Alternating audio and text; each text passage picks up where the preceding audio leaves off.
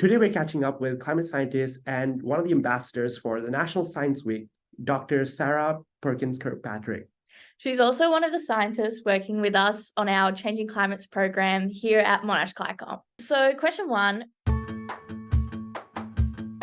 Probably all the way back when I was in year 11 geography. We started learning about climate and weather and clouds and that sort of thing. And even back then, my geography teacher was talking about climate change and greenhouse gases and putting carbon in the atmosphere. So that kind of sparked my interest, how weather and climate can change, basically.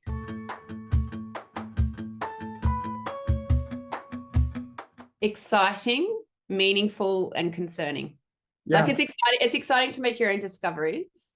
Meaningful because it's science or research that means something outside of your own interests. And it's concerning, obviously, because of the impacts and how severe they'll be. I'm proud of what my research has achieved. So I can't pin it down to any one moment.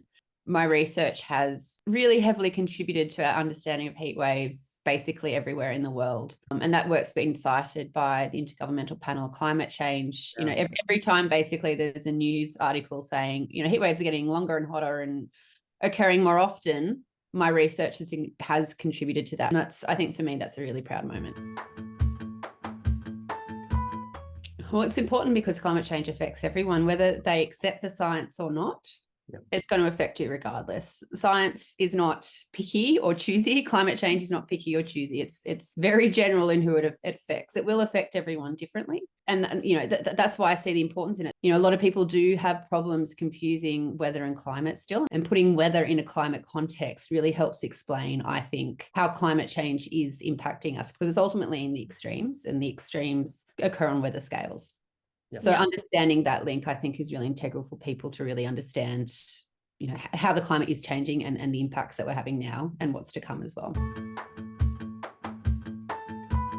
Just because we're experiencing certain events now and we're coping okay, that's not like that. We shouldn't be complacent in that. And we should have been doing a lot more, a lot earlier.